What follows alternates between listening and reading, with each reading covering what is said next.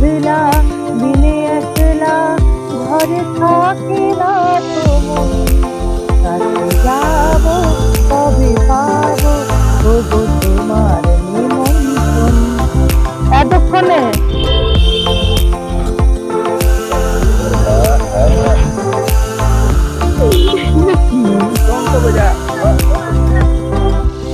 না ওটা ওটা ওইখানে কাটবে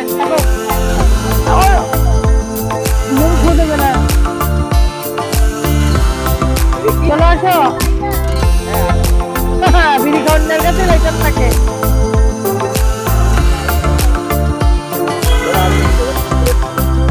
নিজেই এমন হয় দাঁড়াও সুন্দর করে কাটবে।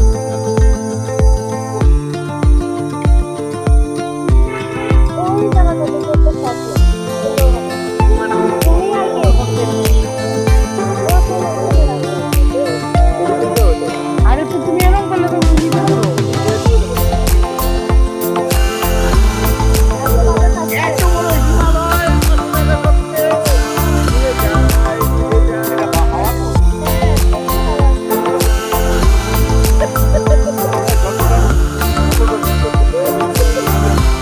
মানুষ হাত পুরাই লেগেছে।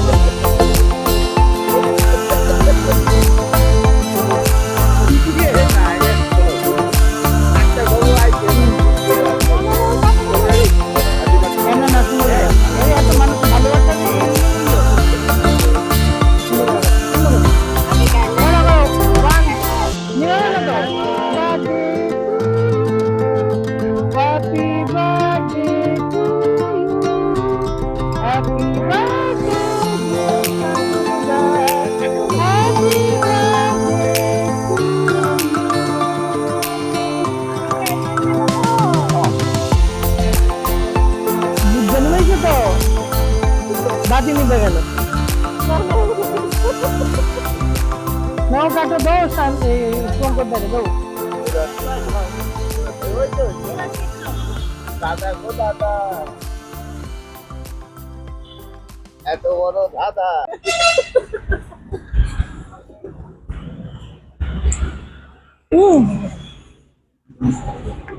কেক খাচ্ছিলাম।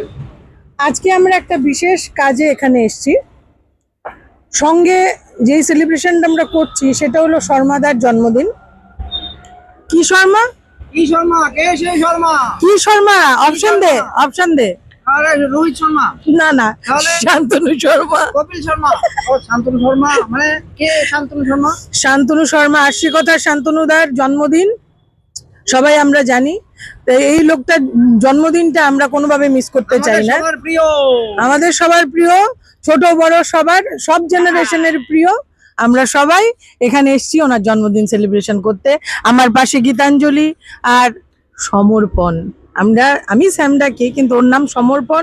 ওইখানে আছে বুড়াও লালু বসে আছে, আমার লালু শুভঙ্কর দা, শুভঙ্কর দা এই যে নাও বলো, কিছু বলো।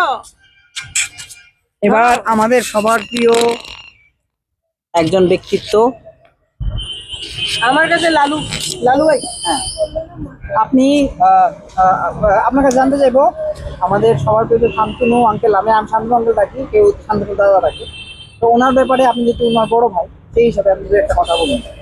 এমন একটা সময় ছিল যখন আমরা 11 জন ছেলে মিলে একটা 2 টাকা দামের বল কিনতে চাঁদা দিতাম, তারপরেও কম পড়ে যেত, বলটা হতো না, ক্রিকেট খেলা হতো না।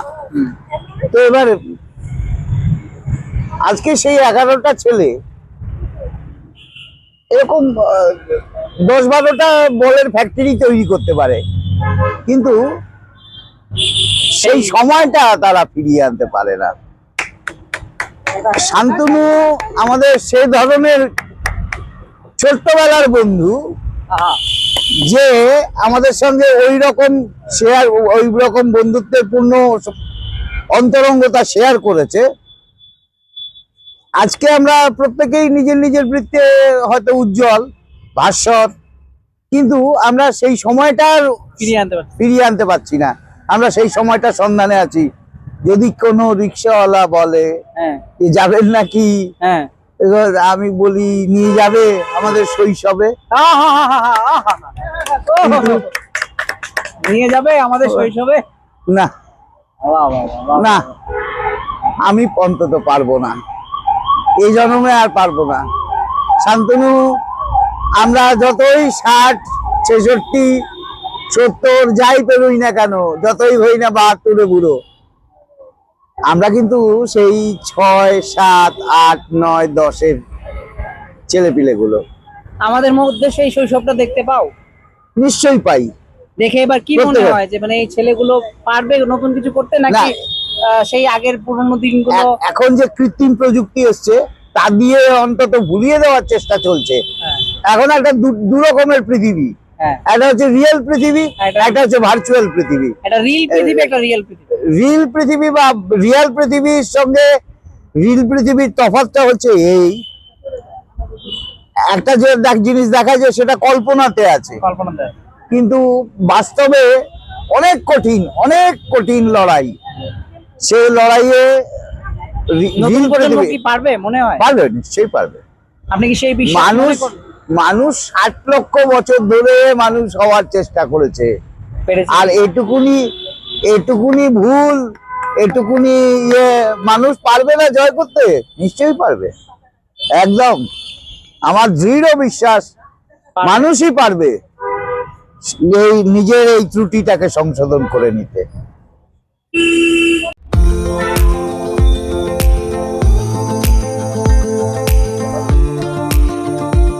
আমরা সেলিব্রেশন কোথায় করছি বলে দেবি।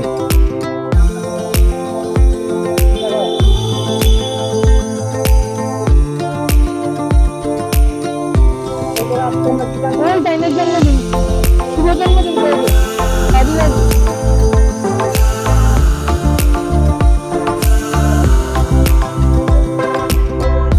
না, না।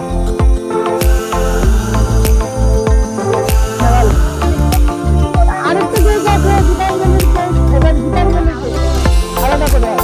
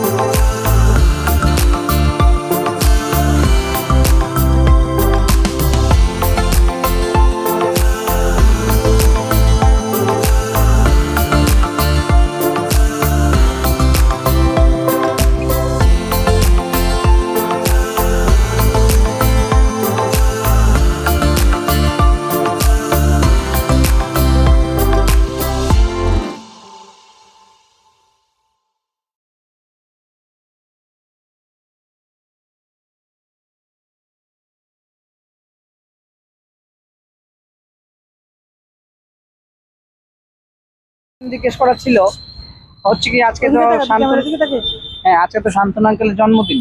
হ্যাঁ তো সবাই আমরা শান্তনু আঙ্কেলকে আমাদের মতন করে কথা বলছি, উইশ করছি। আমাদের যেটা ব্যক্তিগত অভিমত যে এরকম ভাবে বই প্রকাশ করতে পারছি বলছি। তুমি কিভাবে বিশেষভাবে মানে কি চাইছো শান্তনু আঙ্কেলকে উইশ কিভাবে তুমি করতে চাইছো ব্যক্তিগত? আমি আঙ্কেলকে খুব কম সময় ধরেই চিনি, কিন্তু আমি যতটুকু চিনেছি uncle as a good human. আমার মা বাবা আমাকে যেরকম ভাবে ট্রিট করে আঙ্কেলও আমাকে সেম ভাবেই ট্রিট করেছে। আমি হয়তো আঙ্কেলের সাথে থার্ড ইয়া ফোর্থ টাইম আজকে দেখা হচ্ছে, বাট আমার কোনোদিন ফিলই হয়নি আঙ্কেলকে দেখে। তবু বলতে পারছি যে থার্ড টাইম ফোর্থ টাইম, আমি তো ভুলেই গেছি কবে দেখা হয়েছিল। জন্ম আমি থেকেই আমি আঙ্কেলকে যতবারই দেখেছি আমার কোনোদিন ফিল হয়নি যে আমি আঙ্কেলকে চিনি না। ওকে, তা আমার সবসময় এরকমই মনে হয়েছে যে আঙ্কেলকে আমি অনেক আগে থেকে চিনি। আর আঙ্কেলের বাড়িতে মতি ছিল, মতির সমাধিটা ছিল। আমি ফার্স্ট টাইম যখন গেছি আঙ্কেলের বাড়িতে, তো মতির সমাধিটা দেখেছি আর পুটিকে দেখেছি। তো আমার ওদের সাথে একটা আলাদা কানেকশন আছে, যে কারণে আমি আরো বেশি কানেক্টেড হয়ে গেছি আঙ্কেলের সাথে। আজকে জন্মদিন সম্পর্কে কিছু বল। আঙ্কেলের বার্থডে হ্যাপি 60। আমি চাই আরো 60 ইয়ার্স আঙ্কেল বেঁচে থাকুক, যাতে আবার হ্যাপি 60 আমরা লিখতে পারি। হ্যাপি 60 প্লাস বুদ্ধি 60। বুদ্ধি। আমাদের সঙ্গে আছে সমর্পণ। সমর্পণকে জিজ্ঞেস করবো আজকে শান্তনুদার জন্মদিনে ওর বিশেষ কি বলার আছে, কারণ আমাদের কাজের পেছনে অনেক কিছু হয়। তো সমর্পণ নামটা বারবার বলছি, আমি স্যাম বলছি না। তো সমর্পণের শরীরটা ভালো ছিল না আজকে ও জন্মদিনের, আমাদের একটা জন্মদিনের প্রোগ্রাম না এটা যে আমরা করব ওটা কেউই জানে না। তো যার যার মতো আমরা হয়ে গেছে, কিন্তু আমরা একটা বিশেষ কাজে এসেছি, বাকিটা সমর্পণ বলবে। হ্যাঁ কি বলবো মানে আঙ্কেলকে উইশ করব। আজকে আমরা এখানে একসঙ্গে হয়েছি কেন, আর আজকে কি? আচ্ছা, আজকে আমার সবার প্রিয় মানে আমাদের সবার প্রিয় শান্তনু আঙ্কেলের জন্মদিন। হ্যাঁ, সব জেনারেশনের প্রিয় একদম। আমার মনে হয় আঙ্কেল 60 ইয়ার্স ইয়াং। আমরা বলি 30 years old, 20 years old, 60 years young. মানে আঙ্কেল প্রত্যেক দিন নতুন করে বাঁচে, প্রত্যেক দিন নতুন করে বাঁচার স্বপ্ন দেখায় প্রত্যেকটা প্রজন্মকে। নতুন শুধুমাত্র নয় যে ওনার বয়ঃসদ্ধ যারা আছে ওনাদের, মানে আমাদের নবীন প্রজন্মদেরকেও শেখায় প্রত্যেক দিন। আমি বলবো আঙ্কেলের জন্য একটাই কথা, আমার কবিতার একটা লাইন, দেখছি আরেক সূর্য আকাশে, নবীন এনেছে বোধহয়, নির্বাকি আজ গর্জে উঠেছে, নবীন ডেকেছে বোধহয়। আমার মনে হয় এই নবীন প্রজন্মের যদি দরাজ কণ্ঠে আমাদের আগরতলা শহরে, আমাদের ত্রিপুরা রাজ্যে, আমাদের শিল্পী মহলকে, আমাদের নতুন প্রজন্মকে যদি ডেকে থাকে, আমাদের সবাইকে যদি পাওয়ার হাউস বলে থাকে, আমার পক্ষ থেকে আমি বলবো Shantanu uncle, thank you so much from the core of my heart for being so awesome. আরো Thank you, uncle. বেশি করে করে আমাদের বকবে, যাতে আমরা জীবনে সফল হতে পারি, স্বপ্ন birthday, দেখি happy স্বপ্ন birthday once again. সফল করতে পারি। সবাই একসাথে বলি, চলো হ্যাপি Happy জন্মদিন। আশি কথা বাংলা পোর্টাল, শুভ জন্মদিন। শুভ জন্মদিন। দীর্ঘদিন Happy সুস্থ birthday. থাকো, সুস্থ থাকো, ভালো থাকো, এইভাবে আনন্দে মেতে থাকো। এতক্ষণ আপনারা অনেক কিছুই শুনলেন, একটা শর্মা ইতিহাস হয়ে গেল। তো এই ইতিহাসে বা ইতিহাস গড়তে আজকের দিনটাকে যারা ছিল, সমর্পণ, সুজাতা, গীতাঞ্জলি এবং আমার অত্যন্ত প্রিয় দাদা, আমরা আজকে এখানে একটা কাজে মিলিত হয়েছি। আপনারা ভালো করেই জানেন যে আমি কাজের লোক। আমি কাজ ছাড়া আমার অন্য কোনো পরিচয় থাকুক আমি সেটা চাই না। তো আমি সেইভাবেই, সমর্পণ খুব সুন্দর একটা কথা বলেছে যে প্রত্যেকটা দিন আমার একটি নতুন দিন, আর আমি আজকের দিন থেকে আরো আরো নতুন থাকবো, নতুন দিন নিয়ে। এটাই আজকের দিনের আমার অঙ্গীকার। কারণ আজকের দিনটাকে এত সুন্দর করে ওরা এইভাবে সেলিব্রেট করলো, আমি আশা করি মানে আমি ভাবতেও পারিনি জিনিসটা এরকম হবে। কারণ আমি কাজে এসেছি, আমি জানতাম না এই ধরনের বিষয়গুলি থাকবে। তো আপনারা আমাকে কাজে চিনুন। সমর্পণ, বোন সুজাতা, গীতাঞ্জলি এরা আমায় বড্ড ভালোবাসে, তাই খুব আবেগে কথা বলে। দাদা আমাকে যথেষ্ট স্নেহ করে।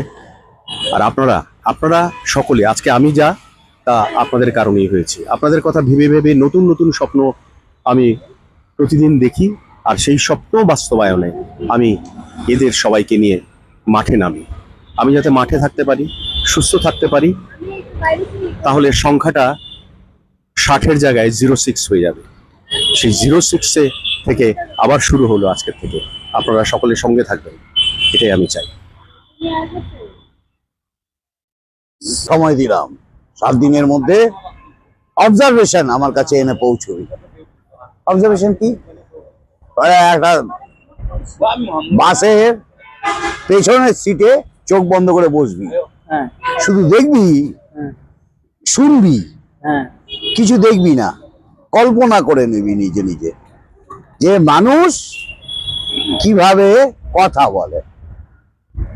আমি এরকম কলকাতায় আমি S14 বাস সিলেক্ট করলাম।